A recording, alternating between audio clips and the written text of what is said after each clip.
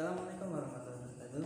Nama saya Muhammad Hasan dari PPI 2B, dan hari ini kita akan membahas tentang ideologi, macam-macamnya, Pancasila, implementasinya, dan hak dan kewajiban kita sebagai warga negara. So, tunggu apa lagi? Get your coffee and let's get it started. Pertama, kita akan bahas tentang ideologi. Ideologi berasal dari kata bahasa Inggris yaitu idea, atau artinya adalah gagasan. Yang kedua adalah berasal dari bahasa Yunani yaitu oida, yang artinya adalah mengetahui, serta logos, yang artinya adalah pengetahuan. Jadi bila digabung, ideologi berarti pengetahuan tentang suatu gagasan. Sedangkan menurut Karl Marx, ideologi sebagai pandangan hidup yang dikembangkan berdasarkan kepentingan golongan atau kelas sosial tertentu. Nah, di dunia ini terdapat banyak sekali ideologi yang tentunya setiap negara memiliki ideologi tertentu yang tidak dimiliki oleh negara lain. Setiap negara memiliki ideologi masing-masing yang menjadi ciri khas sistem pemerintahan ataupun pandangan hidup bangsa tersebut. Contohnya seperti negara kita yang menganut ideologi Pancasila.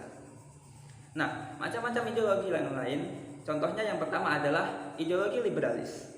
Liberalis adalah ideologi yang mengutamakan kebebasan individu dalam berbagai aspek, baik agama, sosial, politik, dan lain-lain.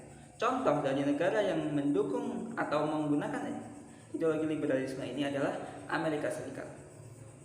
Yang kedua adalah komunisme. Komunisme adalah ideologi yang menjunjung tinggi penghapusan hak pribadi dan mendukung adanya masyarakat tanpa kelas atau kasta. Contoh dari negara yang menganut sistem ini adalah Vietnam. Yang ketiga ada fasisme.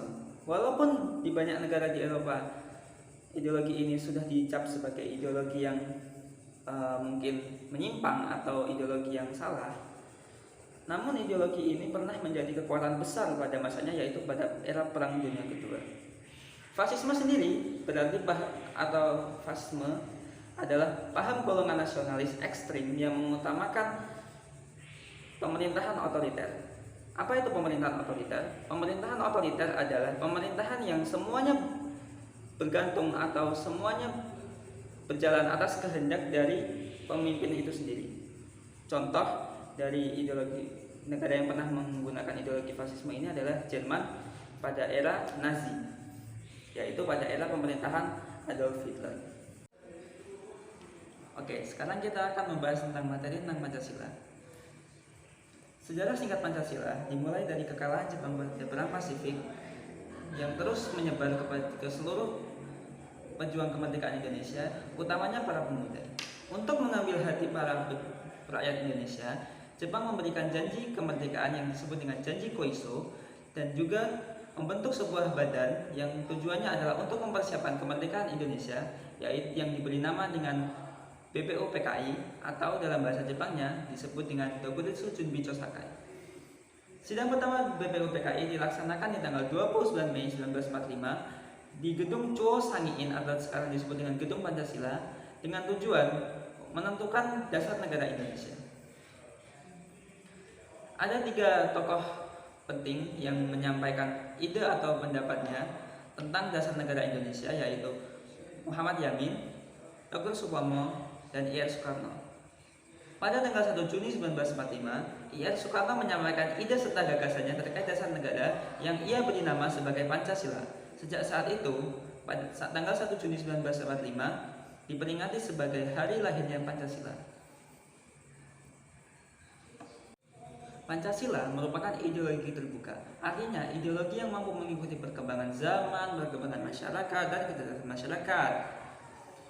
Pancasila adalah ideologi yang paling sesuai dengan masyarakat Indonesia karena Pancasila cocok dengan kondisi masyarakat Indonesia sebagai bukti bahwa Pancasila memang diambil dari nilai masyarakat. Nomor 2, sejarah pembentukan Pancasila adalah musyawarah mufakat, artinya semua orang sepakat membahas tentang asas keluargaan. Yang ketiga, Pancasila sendiri mampu mengikuti perkembangan zaman dan tidak kaku alias fleksibel. Lalu, bagaimanakah implementasi Pancasila dalam kehidupan berbangsa dan bernegara? Sudahkah Pancasila diterapkan secara benar dalam pengambilan kebijakan oleh pemerintah? Tentu saja ada, tentu saja ada tidak. Berikut adalah contoh kebijakan yang sesuai dengan Pancasila. Yang pertama adalah penerapan BPJS, KIS, KIP, dan KIP kuliah.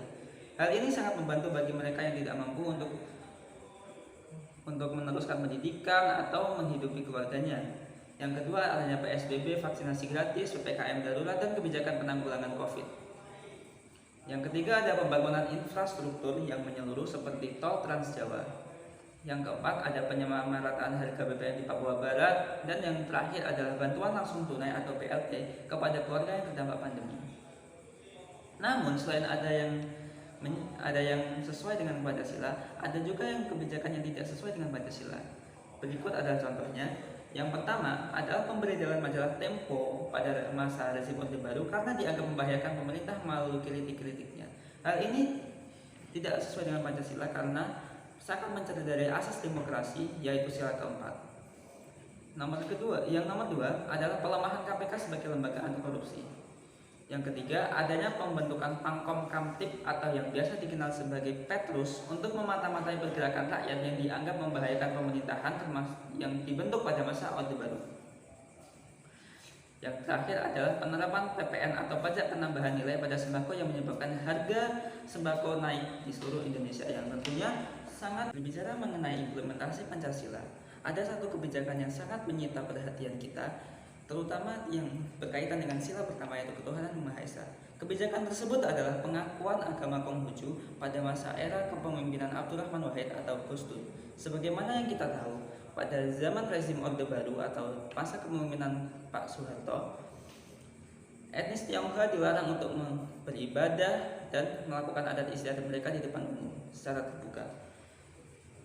Meskipun sudah ada di Indonesia sejak ratusan tahun, bahkan sebelum kemerdekaan Indonesia, namun pengakuan terhadap agama Konghucu baru didapatkan oleh penganutnya pada era pemerintahan Abdurrahman Wahid atau Gus Dur, yaitu sekitar tahun 2000-an. Tentunya hal ini sangat baik untuk menjaga keberagaman dan kemajemukan beragama di Indonesia, serta menunjukkan bahwa Indonesia sangat menghargai kebebasan beragama yang merupakan salah satu hak asasi manusia.